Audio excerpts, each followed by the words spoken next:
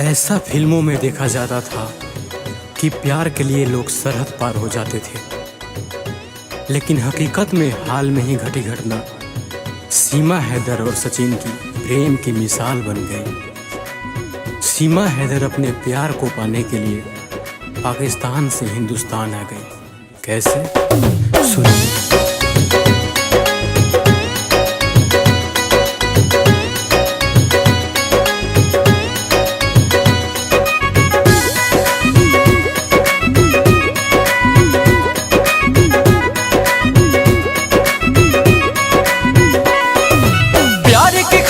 पाकिस्तान से की हिंदुस्तान की बॉर्डर पार सीमा हैदर की है कहानी। चारों तरफ मचा हाहाकार, सीमा हैदर की है कहानी। पाकिस्तान कराची शहर की रहने वाली सीमा हैदर, उसका शोहर था गुलाम हैदर। घर में सीमा रहती थी, बाहर रहता गुलाम हैदर।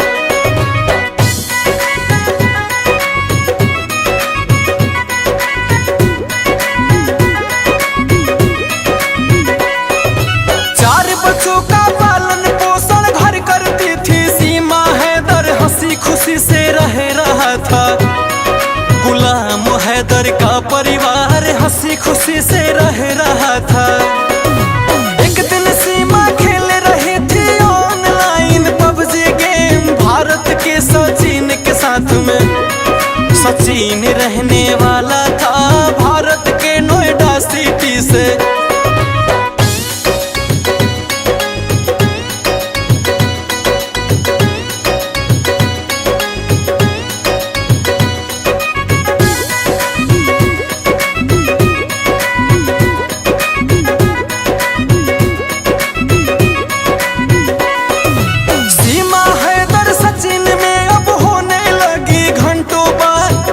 खेलने लगे पबजी।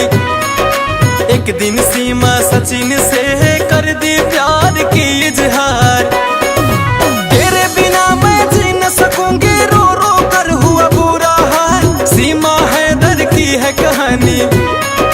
सचिन बोला अभी नहीं मैं आ पाऊंगा पाकिस्तान।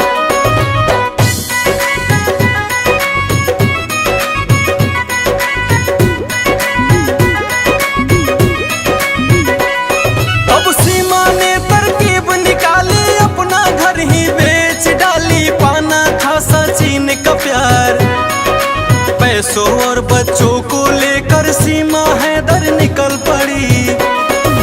सीमा बोले सचिन से मैं आ रही हूँ हिंदुस्तान, संग में तेरे जीने मरने। आ रही हूँ हिंदुस्तान, संग में तेरे जीने मरने।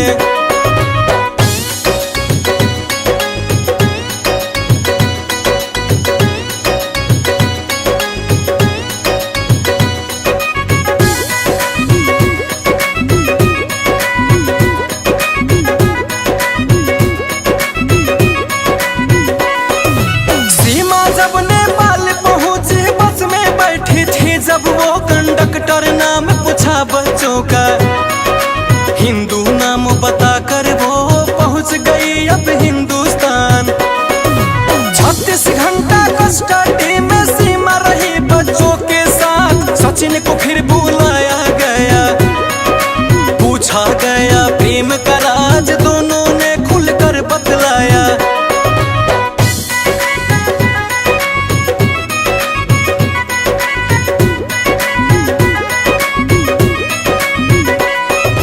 पबजी गेम खेलते खेलते हम दोनों को हुआ है प्यार। पबजी गेम खेलते खेलते फिर दोनों को मिलाया गया और धूमधाम से हो गई शादी। अब